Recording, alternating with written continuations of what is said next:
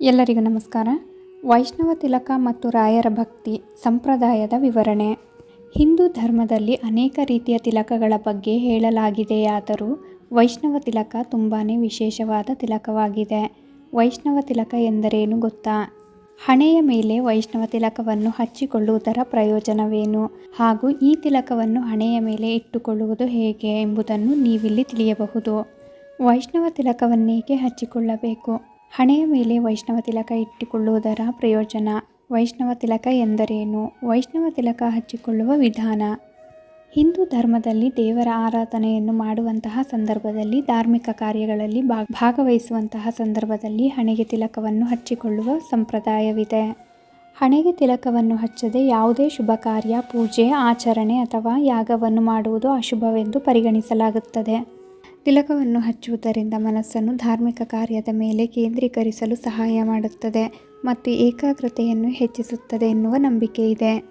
ಹಣೆಯ ಮೇಲೆ ತಿಲಕವನ್ನು ಹಚ್ಚಿಕೊಳ್ಳುವುದರಿಂದ ಇದು ನಮ್ಮ ಪ್ರಜ್ಞೆಯನ್ನು ಮತ್ತು ಬುದ್ಧಿವಂತಿಕೆಯನ್ನು ಸಹ ಅಭಿವೃದ್ಧಿಪಡಿಸುತ್ತದೆ. ತಿಲಕದಲ್ಲಿ ವೈಷ್ಣವ ತಿಲಕವನ್ನು ಅತ್ಯಂತ ಶುಭವೆಂದು ಪರಿಗಣಿಸಲಾಗುತ್ತದೆ.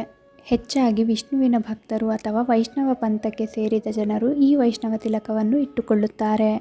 ಗುರುವಾರದ ದಿನದಂದು ಹಣೆಯ ಮೇಲೆ ಈ ತಿಲಕವನ್ನು ಇಟ್ಟುಕೊಳ್ಳುವುದರಿಂದ ವಿಷ್ಣುದೇವನ ಆಶೀರ್ವಾದವು ಸುಲಭವಾಗಿ ದೊರೆಯುವುದು. ಹಿಂದೂ ಧರ್ಮದಲ್ಲಿ ಉಲ್ಲೇಖಿಸಲಾದ ತಿಲಕಗಳು. ಹಿಂದೂ ಧಾರ್ಮಿಕ ಗ್ರಂಥಗಳು ತಿಲಕ ಮತ್ತು ಅದರ ಮಹತ್ವವನ್ನು ಉಲ್ಲೇಖಿಸುತ್ತವೆ. ಇದನ್ನು ಹಿಂದೂ ಧರ್ಮದ ಅಡಿಪಾಯ ಮತ್ತು ಹಿಂದೂ ಸಾಂಪ್ರದಾಯಿಕ ಸಂಕೇತವೆಂದು ಪರಿಗಣಿಸಲಾಗುತ್ತದೆ. ಹಿಂದೂ ಧರ್ಮದೊಳಗಿನ ವಿವಿಧ ಪಂಥಗಳು ವಿವಿಧ ರೀತಿಯ ತಿಲಕವನ್ನು ಉಪಯೋಗಿಸುತ್ತಾರೆ. ಹಿಂದೂ ಧರ್ಮದಲ್ಲಿ ಸರಿಸುಮಾರು 80ಕ್ಕೂ ಹೆಚ್ಚು ವಿವಿಧ ರೀತಿಯ ತಿಲಕಗಳಿವೆ. ಅವುಗಳಲ್ಲಿ 64 ತಿಲಕವನ್ನು ಕೇವಲ ವೈಷ್ಣವ ಪಂಥಕ್ಕೆ ಸೇರಿದವರೇ ಹಚ್ಚಿಕೊಳ್ಳುತ್ತಾರೆ. ಸನಾತನ ಧರ್ಮದಲ್ಲಿ ಶೈವ, ಶಾಕ್ತ, ವೈಷ್ಣವ, ಬ್ರಾಹ್ಮಣ ಮತ್ತು ಇತರ ಪಂಥಗಳು ವಿಭಿನ್ನ ರೀತಿಯ ತಿಲಕವನ್ನು ಹೊಂದಿವೆ.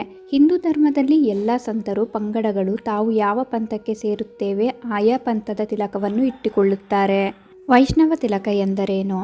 ವೈಷ್ಣವ ತಿಲಕವು ವೈಷ್ಣವ ಭಕ್ತರಿಂದ ಹುಟ್ಟಿಕೊಂಡಿರುವ ತಿಲಕವೆಂದು ಪರಿಗಣಿಸಲಾಗುತ್ತದೆ. ವಿಷ್ಣುವಿನ ಅನುಯಾಯಿಗಳು ಈ ತಿಲಕವನ್ನು ಧರಿಸುತ್ತಾರೆ. ವಿಷ್ಣುವಿನ ಅವತಾರಗಳಾದ ಶ್ರೀಕೃಷ್ಣ, ಶ್ರೀರಾಮ, ನರಸಿಂಹ ಮತ್ತು ವಾಮನರನ್ನು ಪೂಜಿಸುವ ಭಕ್ತರು ಸಹ ಇದನ್ನು ಧರಿಸುತ್ತಾರೆ. ಇದು ವಿಷ್ಣುವಿನ ತಿಲಕವನ್ನು ಪ್ರತಿನಿಧಿಸುವುದರಿಂದ ಇದನ್ನು ವೈಷ್ಣವ ತಿಲಕ ಎಂದು ಕರೆಯುತ್ತಾರೆ. ಈ ತಿಲಕವನ್ನು ಹಚ್ಚಿಕೊಳ್ಳುವುದರಿಂದ ಶೀಘ್ರದಲ್ಲೇ ವಿಷ್ಣುದೇವರು ಸಂತುಷ್ಟರಾಗುತ್ತಾರೆ ಎನ್ನುವ ನಂಬಿಕೆ ಇದೆ.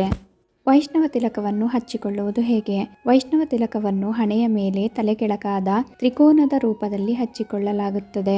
ಸರಳವಾಗಿ ಹೇಳುವುದಾದರೆ ಇದನ್ನು ಇಂಗ್ಲಿಷ್ ವರ್ಣಮಾಲೆಯ ವಿ ಆಕಾರದಲ್ಲಿ ಹಚ್ಚಲಾಗುತ್ತದೆ.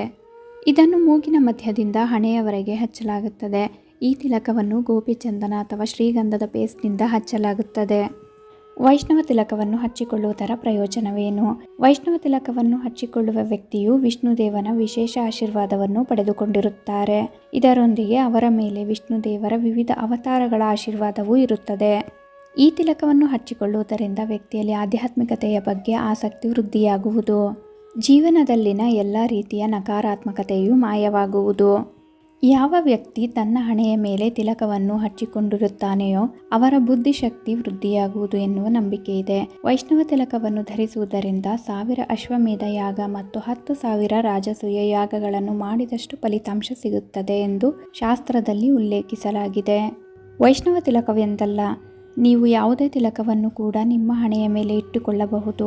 ಅದರಲ್ಲೂ ವೈಷ್ಣವ ತಿಲಕವು ವಿಶೇಷವಾದ ತಿಲಕವಾಗಿದ್ದು, ಈ ತಿಲಕವನ್ನು ಇಟ್ಟುಕೊಳ್ಳುವುದರಿಂದ ವಿಷ್ಣು ಹಾಗೂ ಆತನ ಎಲ್ಲ ಅವತಾರಗಳ ಆಶೀರ್ವಾದವೂ ದೊರೆಯುವುದು.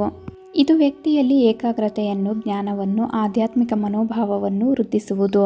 ಪವಿತ್ರವಾದ ವೈಷ್ಣವ ತಿಲಕದ ಬಗ್ಗೆ ವಿವರಿಸುತ್ತಾ ನಾನು ಈ ವಿಡಿಯೋನ ಇಲ್ಲಿಗೆ ಎಂಡ್ ಮಾಡ್ತಿದ್ದೀನಿ. ಈ ಮಾಹಿತಿ ನಿಮ್ಗೆ ಇಷ್ಟ ಆದರೆ ದಯವಿಟ್ಟು ನಮ್ಮ ಚಾನಲ್ಗೆ ಸಬ್ಸ್ಕ್ರೈಬ್ ಆಗಿ, ಲೈಕ್ ಮಾಡಿ, ಶೇರ್ ಮಾಡಿ, ಹಾಗೆ ಕಮೆಂಟ್ ಮಾಡಿ.